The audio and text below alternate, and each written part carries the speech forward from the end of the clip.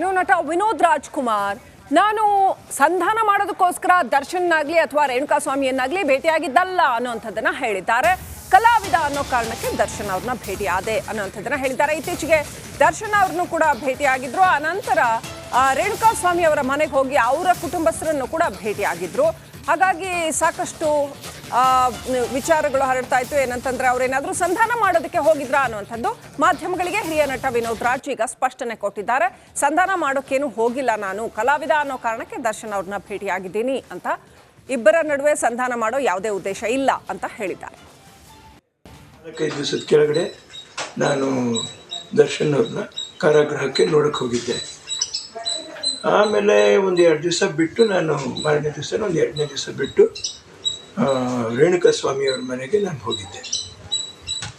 ವಾಹಿನಿಗಳ ಮೂಲಕ ನನಗೇನು ಅರ್ಥ ಆಯಿತು ಅಂತ ಹೇಳಿದ್ರೆ, ಏನೋ ನಾನು ರಾಜಿ ಸಂದಾಯ ಮಾಡೋದಕ್ಕೋ ಇನ್ಯಾವುದಕ್ಕೋ ನಾನು ಹೋಗಿದ್ದೀನಿ ಅಂತ ಹೇಳ್ಬಿಟ್ಟು ನನಗೆ ಅರ್ಥ ಆಯಿತು. ಖಂಡಿತ ಅದಲ್ವೇ ಅಲ್ಲ. ದರ್ಶನ್ ಅವ್ರನ್ನ ಅಥವಾ ಒಬ್ಬರು ಕಲಾವಿದರು ಅನ್ನುವಂಥ ದೃಷ್ಟಿನಲ್ಲಿ ನಾನು ಹೋಗಿ ನನಗೆ ಪರಿಚಯ, ಅವರು ನನ್ನನ್ನು ನೋಡಿ ಆ ಪ್ರೀತಿಯಿಂದ ನಾನು ನೋಡ್ಕೊಂಡು ಬಂದಿದ್ದು. ಇಲ್ಲಿ ಯಾಕೆ ನಾನು ಹೋದೆ ಅಂತಂತ ಹೇಳಿದ್ರೆ,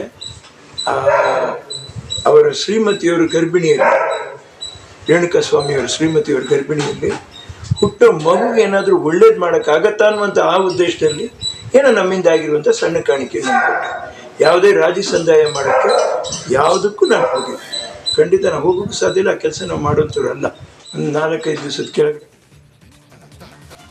ನೀವು ನಟ ವಿನೋದ್ ರಾಜ್ಕುಮಾರ್ ನಾನು ಸಂಧಾನ ಮಾಡೋದಕ್ಕೋಸ್ಕರ ದರ್ಶನ್ನಾಗ್ಲಿ ಅಥವಾ ರೇಣುಕಾಸ್ವಾಮಿಯನ್ನಾಗ್ಲಿ ಭೇಟಿಯಾಗಿದ್ದಲ್ಲ ಅನ್ನೋಂಥದ್ದನ್ನ ಹೇಳಿದ್ದಾರೆ.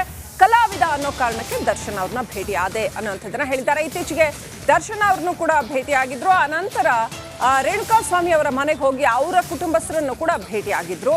ಹಾಗಾಗಿ ಸಾಕಷ್ಟು ವಿಚಾರಗಳು ಹರಡ್ತಾ ಇತ್ತು. ಏನಂತಂದ್ರೆ ಅವ್ರೇನಾದ್ರೂ ಸಂಧಾನ ಮಾಡೋದಕ್ಕೆ ಹೋಗಿದ್ರಾ ಅನ್ನುವಂಥದ್ದು ಮಾಧ್ಯಮಗಳಿಗೆ ಹಿರಿಯ ನಟ ವಿನೋದ್ ರಾಜ್ ಈಗ ಸ್ಪಷ್ಟನೆ ಕೊಟ್ಟಿದ್ದಾರೆ. ಸಂಧಾನ ಮಾಡೋಕ್ಕೇನು ಹೋಗಿಲ್ಲ, ನಾನು ಕಲಾವಿದ ಅನ್ನೋ ಕಾರಣಕ್ಕೆ ದರ್ಶನ್ ಅವ್ರನ್ನ ಭೇಟಿಯಾಗಿದ್ದೀನಿ ಅಂತ. ಇಬ್ಬರ ನಡುವೆ ಸಂಧಾನ ಮಾಡೋ ಯಾವುದೇ ಉದ್ದೇಶ ಇಲ್ಲ ಅಂತ ಹೇಳಿದ್ದಾರೆ. 4-5 ದಿವಸದ ಕೆಳಗಡೆ ನಾನು ದರ್ಶನ್ ಅವ್ರನ್ನ ಕಾರಾಗೃಹಕ್ಕೆ ನೋಡಕ್ಕೆ ಹೋಗಿದ್ದೆ. ಆಮೇಲೆ ಒಂದು 2 ದಿವಸ ಬಿಟ್ಟು ನಾನು ಮಾರನೇ ದಿವಸ ಒಂದು 2ನೇ ದಿವಸ ಬಿಟ್ಟು ರೇಣುಕಾಸ್ವಾಮಿ ಅವ್ರ ಮನೆಗೆ ನಾನು ಹೋಗಿದ್ದೆ. ವಾಹಿನಿಗಳ ಮೂಲಕ ನನಗೇನು ಅರ್ಥ ಆಯಿತು ಅಂತ ಹೇಳಿದ್ರೆ, ಏನೋ ನಾನು ರಾಜಿ ಸಂದಾಯ ಮಾಡೋದಕ್ಕೋ ಇನ್ಯಾವುದಕ್ಕೋ ನಾನು ಹೋಗಿದ್ದೀನಿ ಅಂತ ಹೇಳ್ಬಿಟ್ಟು ನನಗೆ ಅರ್ಥ ಆಯಿತು. ಖಂಡಿತ ಅದಲ್ವೇ ಅಲ್ಲ. ದರ್ಶನ್ ಅವ್ರನ್ನ ಅಥವಾ ಒಬ್ಬರು ಕಲಾವಿದರು ಅನ್ನುವಂಥ ದೃಷ್ಟಿನಲ್ಲಿ ನಾನು ಹೋಗಿ ನನಗೆ ಪರಿಚಯ, ಅವರು ನನ್ನನ್ನು ನೋಡಿ ಆ ಪ್ರೀತಿಯಿಂದ ನಾನು ನೋಡ್ಕೊಂಡು ಬಂದಿದ್ದು. ಇಲ್ಲಿ ಯಾಕೆ ನಾನು ಹೋದೆ ಅಂತಂತ ಹೇಳಿದ್ರೆ, ಅವರ ಶ್ರೀಮತಿಯವರು ಗರ್ಭಿಣಿಯಲ್ಲಿ, ರೇಣುಕಾಸ್ವಾಮಿಯವರ ಶ್ರೀಮತಿಯವರ ಗರ್ಭಿಣಿಯಲ್ಲಿ ಹುಟ್ಟೋ ಮಗುಗೆ ಏನಾದರೂ ಒಳ್ಳೇದು ಮಾಡೋಕ್ಕಾಗತ್ತಾ ಅನ್ನುವಂಥ ಆ ಉದ್ದೇಶದಲ್ಲಿ ಏನೋ ನಮ್ಮಿಂದ ಆಗಿರುವಂಥ ಸಣ್ಣ ಕಾಣಿಕೆ ನಾನು ಕೊಟ್ಟೆ. ಯಾವುದೇ ರಾಜಿ ಸಂದಾಯ ಮಾಡೋಕ್ಕೆ ಯಾವುದಕ್ಕೂ ನಾನು ಹೋಗಿದ್ದೆ. ಖಂಡಿತ ನಾವು ಹೋಗೋಕ್ಕೂ ಸಾಧ್ಯ ಇಲ್ಲ. ಆ ಕೆಲಸ ನಾವು ಮಾಡೋಂಥವ್ರು ಅಲ್ಲ.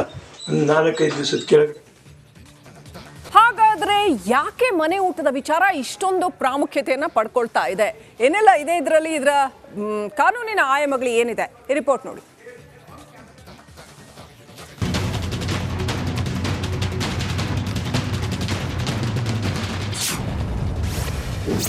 ಹೈಕೋರ್ಟ್ನಲ್ಲಿ ಮನೆ ಊಟಕ್ಕೆ ಸಿಗುತ್ತಾ ಚಾನ್ಸ್? ಅರ್ಜಿ ವಜಾಗೊಳಿಸಿ ಜೈಲೂಟವೇ ಫಿಕ್ಸ್ ಆಗುತ್ತಾ?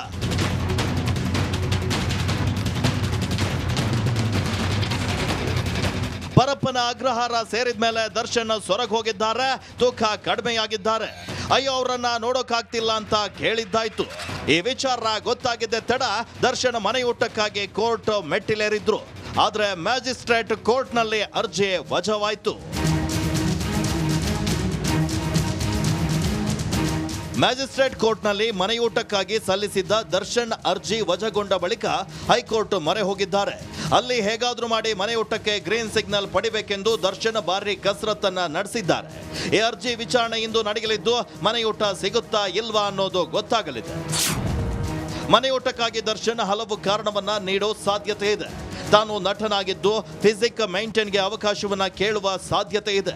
ಜೈಲ್ ಸೇರಿದ ಮೇಲೆ ಪದೇ ಪದೇ ತೂಕ ಕಡಿಮೆಯಾಗ್ತಾ ಇದೆ. ಹೆಚ್ಚು ತೂಕ ಕಡಿಮೆಯಾದ್ರೆ ಸಿನಿಮಾಗಳಿಗೆ ಹೊಡೆತ ಆಗುವಂತ ಸಾಧ್ಯತೆ ಇದೆ. ಹೀಗಾಗಿ ಈ ಎಲ್ಲ ಕಾರಣ ನೀಡಿ ಮನೆಯೂಟಕ್ಕೆ ಬೇಡಿಕೆ ಸಲ್ಲಿಸೋ ಸಾಧ್ಯತೆ ಇದೆ. ಈ ಮಧ್ಯೆ ಜೈಲಿನಲ್ಲಿರೋ ಸಹ ಕೈದಿಗಳೇ ದರ್ಶನ್ಗೆ ವಿಶೇಷ ವ್ಯವಸ್ಥೆಯನ್ನ ಮಾಡಿಕೊಡ್ತಿದ್ದಾರೆ ಅಂತ ಹೇಳಲಾಗ್ತಾ ಇದೆ.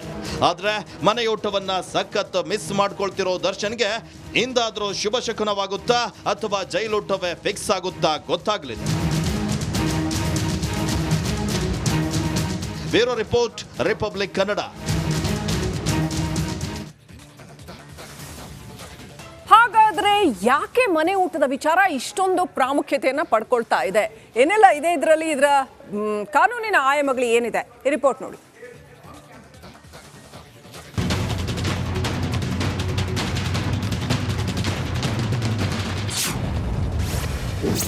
ಹೈಕೋರ್ಟ್ನಲ್ಲಿ ಮನೆಯೂಟಕ್ಕೆ ಸಿಗುತ್ತಾ ಚಾನ್ಸ್? ಅರ್ಜಿ ವಜಾಗೊಳಿಸಿ ಜೈಲೂಟವೇ ಫಿಕ್ಸ್ ಆಗುತ್ತಾ?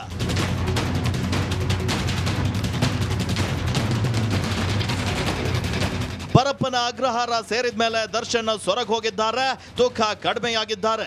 ಅಯ್ಯೋ ಅವರನ್ನ ನೋಡೋಕಾಗ್ತಿಲ್ಲ ಅಂತ ಕೇಳಿದ್ದಾಯ್ತು. ಈ ವಿಚಾರ ಗೊತ್ತಾಗಿದ್ದೆ ತಡ ದರ್ಶನ್ ಮನೆಯೂಟಕ್ಕಾಗಿ ಕೋರ್ಟ್ ಮೆಟ್ಟಿಲೇರಿದ್ರು. ಆದ್ರೆ ಮ್ಯಾಜಿಸ್ಟ್ರೇಟ್ ಕೋರ್ಟ್ನಲ್ಲಿ ಅರ್ಜಿ ವಜಾವಾಯ್ತು.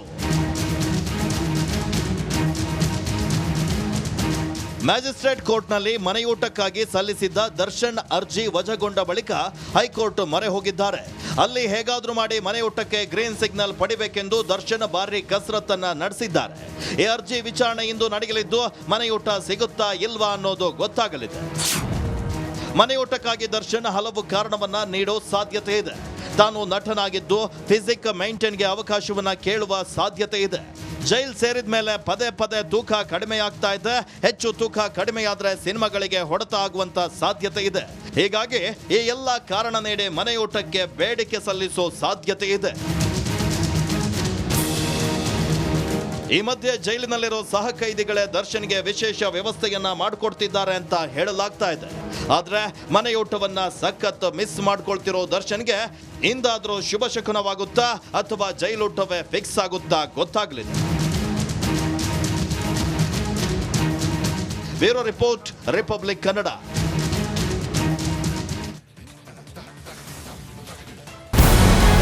ನಮಸ್ಕಾರ, ಕರ್ನಾಟಕ ಪ್ರೈಮ್ ಟೈಮ್ಗೆ ಸ್ವಾಗತ. ನಾನು ಜಯಪ್ರಕಾಶ್ ಶೆಟ್ಟಿ. ಇಡೀ ಕರ್ನಾಡು ಇವತ್ತು ರೆಬೆಲ್ ಆಗಿ ನಿಂತಿದೆ. ಈ ಹಗರಣಗಳನ್ನು ಸದನದಲ್ಲಿ ಪ್ರಸ್ತಾಪ ಮಾಡಲು ಕೂಡ ಕಾಂಗ್ರೆಸ್ ಹಿಂದೇಟು ಹಾಕಿದ್ದೇಕೆ?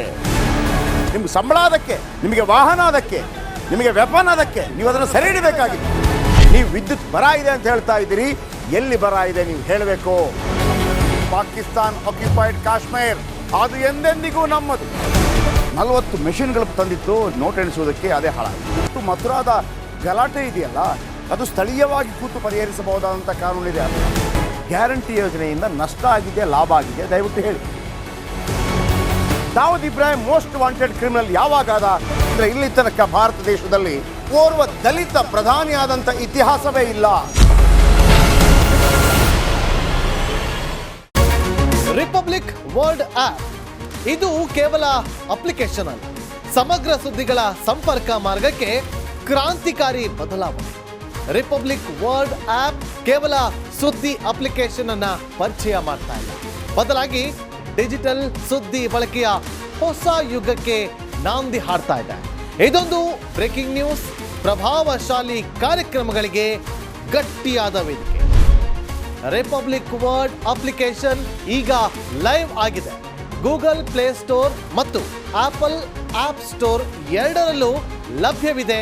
ಈಗಲೇ ಡೌನ್ಲೋಡ್ ಮಾಡಿ.